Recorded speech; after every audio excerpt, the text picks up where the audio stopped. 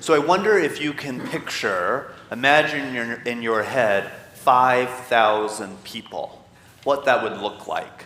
I couldn't either. I see some of you shaking your heads no. I couldn't either. So I was Googling and was trying to figure it out. They say that the Safe Credit Union, whichever way that is in Sacramento, Safe Credit Union, if you fill that space, that's almost about 5,000 people. If you've been to the new Golden One Giant Center, 5,000 would be almost about a third of that facility filled. Is that helping at all? Some of you, yes. Some of you are just staring blankly at me, which means no. And that's exactly right. As I was Googling, I also started Googling pictures of 5,000, crowds of 5,000. And I'm looking at these pictures, and they're at concerts and political rallies and graduations, et cetera, et cetera, et cetera.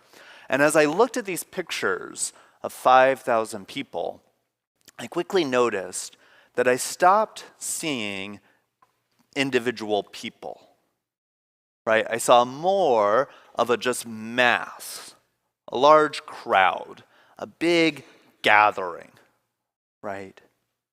And I think that's how it is with us, right? Numbers can get so big that we stop seeing the individual people, but we just see a big statistical mass. An example of that was during that whole lockdown pandemic, 2 years of that. We got these reports. You sat at home, getting on your computer because there was nothing else to do, and you'd get these turning on your TV. I showed my age there. You turn on your TV and you get the news, and you'd hear all these reports about how many people were sick and how many people were in the hospital and how many people had died. And at a certain point, if you were like me, you lost any sense of humanity in those numbers. They just became numbers. They were just big crowds. And that's how it is, right? When we talk about gun violence, and we talk about the immense number of people experiencing gun violence, the number is too big. I can't really think about the people. It's just a massive number. Or when I read the news about Israel and Gaza, or Russia and Ukraine, just the sheer numbers, I stop losing the people, and I'm just aware of the overwhelming sheer size of it. And then, I don't know, if you're like me, when confronted with just huge numbers I don't really understand, I can wrap my mind around, but I've lost any sense of the humanity in those numbers, I have sort of two reactions. I sort of feel this sense of overwhelm, what can I do in the face of so much, and numbness. I'm removed from the humanity of it. I think about that when I think about those disciples, those poor disciples who, they always get such a bad rap in our Gospels, when really we'd be like any one of them. I think we'd be like Philip, being like, not just where do we buy bread, Jesus, but how would we buy the bread? And Andrew, who's like, well, he got this, but what is this amongst so many? I think I would be like that, Philip and Andrew. I think about Professor Mitzi Smith, who's a black womanist theologian and New Testament scholar, writes, they, meaning the disciples, they did not think of sharing their food, even with the most vulnerable individuals in the crowd or those in closest proximity to them. Women, married, single, widowed, and children were inevitably among the hungry crowd and likely accounted for a significant portion of it. Perhaps the crowd had grown so that it became easier for the disciples to see them as a faceless, insignificant, statistical mass. Perhaps they conceived of the needy crowds as a monolithic whole instead of a collective of individual human beings. If they did not have enough to help them all, they resolved not to share their meal with any of them. Does that sound maybe a little familiar? The way in which we encounter the world. I think about the current situation around the unhoused, homelessness, right? Over 600,000 people in America live without stable homes. Over 600,000. I asked you earlier, can you conceptualize 5,000? Many of you shook your head no. Can you conceptualize 600,000 people? No. It's hard, right? And then in California alone, we have 180,000 people. California accounts for about 28% of the national unhoused population. But about 180,000 people, rough numbers, 180,000 people are experiencing homelessness here in California. And when we think about those big numbers, I think we often do go to that place of, I can't do anything. That problem is so big and so huge, I either check out or get numb, or I just simply feel powerless. And I think that's somewhat what fuels what's been going on in the last few weeks when the Supreme Court allowed the basically criminalization of living outdoors. And then this week, our own governor ordered that all state agencies that have jurisdiction could clear encampments. We don't ask why are over 500,000 people living without homes in America, in the richest country in the world. We ask, how can we get them to go away? And I think that's normal. I mean, it's sad. I'm not saying it's good, but it's such a human response. When I witness so much pain, I, myself, as a human being, just want it to go away. Turn off the news, shut it down. So I'm not wagging my finger at any of you. I'm trying to identify with Andrew and Philip, with these disciples who are confronted with this mass. And like them, I go, I'm not sure what a lot I can do, Jesus. And Jesus sees it differently, doesn't he? Jesus doesn't see a monolithic mass, a statistical number, but Jesus knows these people. Jesus looks out in the crowd and he sees Barbara and Tina and Jerry and Mary and Laura and Liz, and he sees these people, not a big crowd, but he sees people. And he looks into their eyes and he sees their hunger, their despair, but also he sees their hope and their faith, because they've come out to this wilderness to find this man who has been doing such great wonders for the sick.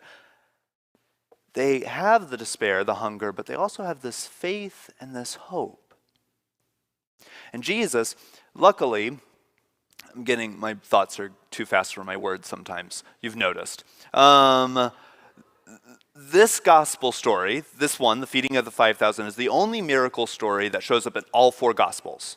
Only miracle story shows up in all four of them. So I'm going to cheat a little bit, and I'm going to use some of the material from some of the other gospels. Don't tell Matthew. It's definitely not being recorded, and he can watch it later.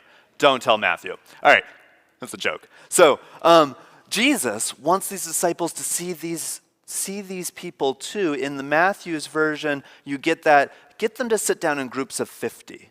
And can you imagine the disciples gathering these groups of 50, and suddenly it's not 5,000, but it's these 50 sitting in front of me. 50 still seems like a big number, but we'll work with it.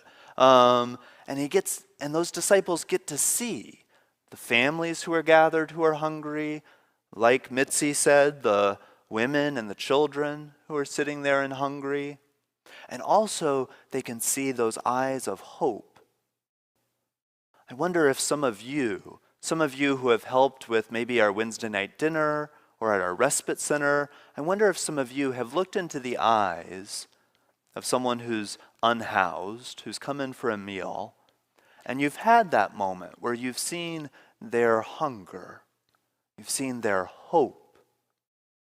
And suddenly it's not me, the church volunteer, who has a nice, comfortable bed to go home to and has their life put together, and there's this unfortunate, unhoused person who I'm here to serve, but for just a moment, you were just two human beings, two children of God standing in front of each other. Two human beings. But Jesus doesn't just see and know these human beings. Jesus loves them.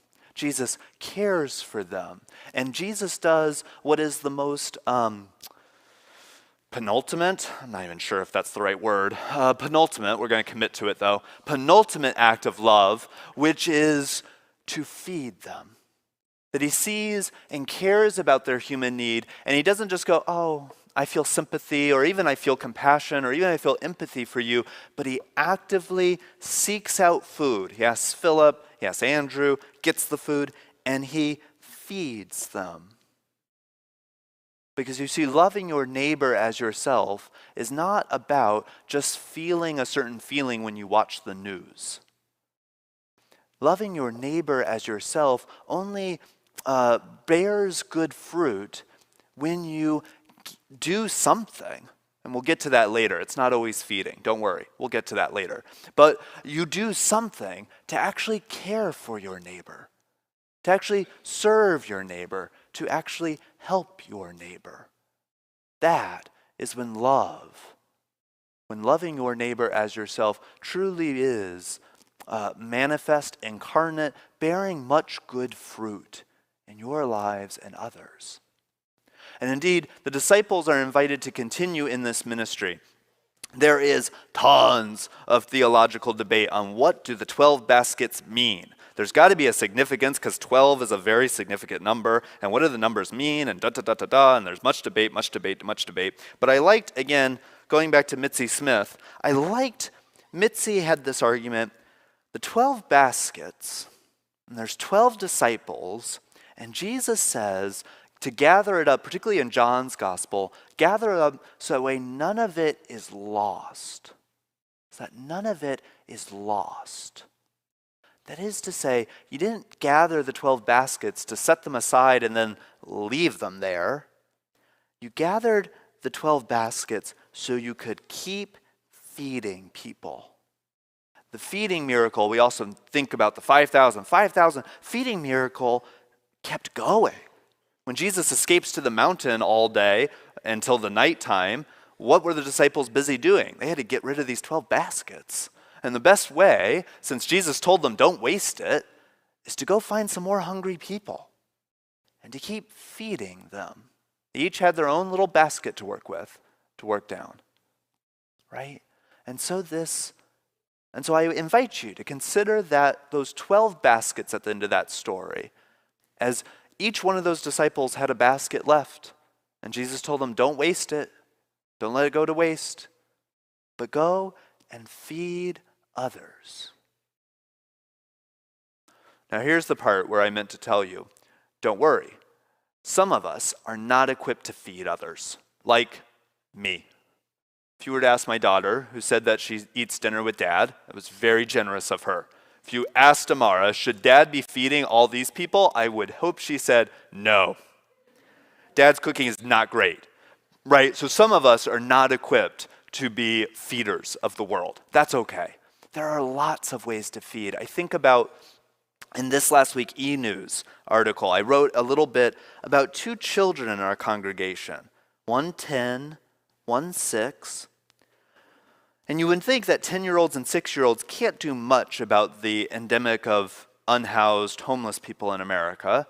But these two kids have been so instilled by their grandmother with the values of caring for others, caring for those less fortunate than you, that they make these care packages, these little care bags, that then another group, the Mercy Peddlers, pedal around on their bikes and deliver these care packages prepared by a 10-year-old and a 6-year-old that have little snacks and water, and what they decorate on the bags are these expressions of love, you matter, these little bags of affirmation. Makes me think about how Jesus didn't invite you to solve all your neighbor's problems.